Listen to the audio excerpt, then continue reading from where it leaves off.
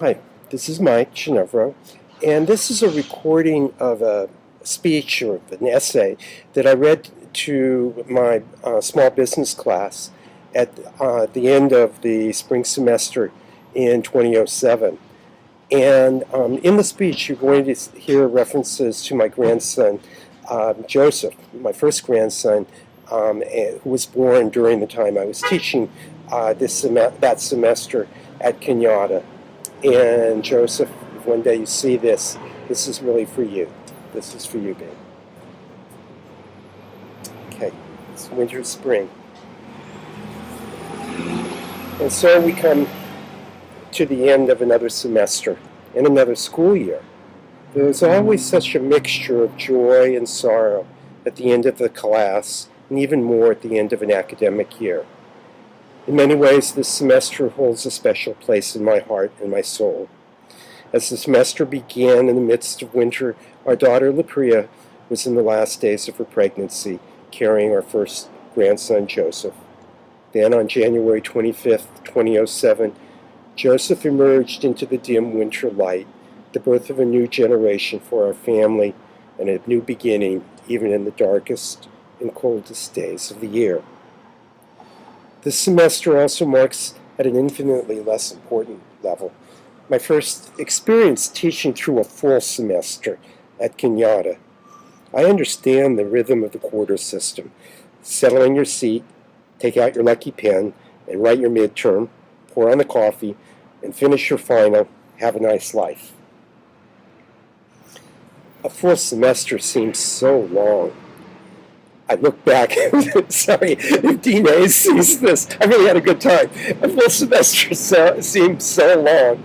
I look back on my getting started in business class list from January, and the names and faces blur into a foggy, dreamlike landscape. The semester is so long, and yet we have come to the end of the semester, the spring semester at Kenyatta College. It always fascinates me the way Kenyatta has a fall semester and a spring semester. Somehow winter gets lost, gets ignored, almost like we could blot out winter with our bright California sunlight. And yet, despite all our striving to remain forever young and light, we cannot escape winter. We cannot flee from those short, cloud-filled days when the sun is only a bright disk emerging now and then through the blue-gray shadows. The spring semester begins in January. A casual glance at the world around us catches barren trees and skeleton-like shrubs intermingled with the uniform, seemingly lifeless evergreen background. In a beautiful and moving essay about the death of his mother, George Will recalled the words of an anonymous peer: "God gave us memory so that we could have roses in winter." Roses in winter. That phrase ran through my mind throughout the early weeks of the semester. Everywhere I walked, I searched for roses in winter. For a while, I saw a few remnants from the last growing season. Then one bright January morning, I noticed roses in a public garden near the Sunnyvale train station.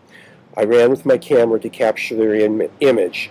As I arrived, the diligent city gardener was pruning the bushes and the roses I had seen from a distance, and the roses I had seen from a distance fell to the cement, despite my pleas for mercy for the flowers and myself. I did not find the roses in winter I sought. However, if I look closely at the world, even in mid-January, I can see the stirring of new life. First, the white-purple blooms of magnolias breach the gray surroundings.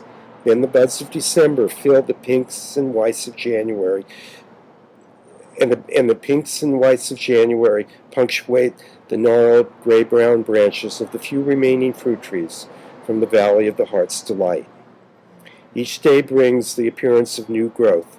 Each week, one wave of blossoms die, and another wave of color takes center stage for a moment in the deepening yellow winter light. And so, in a paradox of stillness and motion, winter flows into spring. Are winter and spring truly separate seasons, or does one merge into the other, forming an inseparable Taoistic winter-spring duality?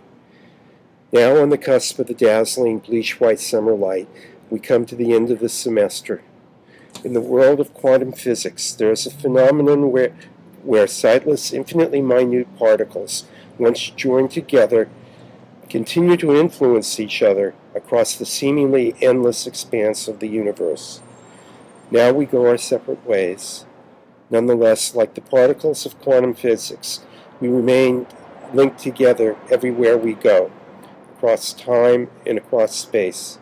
And so there is no goodbye, only a farewell, a fare you well in your journey. And remember that even in the darkest, coldest days of winter, life is stirring, life is emerging, the light is growing, and babies named Joseph grace us with their wondering presence and their promise of eternal hope. May you always find light within you. May you always walk in the presence of that light wherever your path calls you. Fare you well until we meet again. Mike.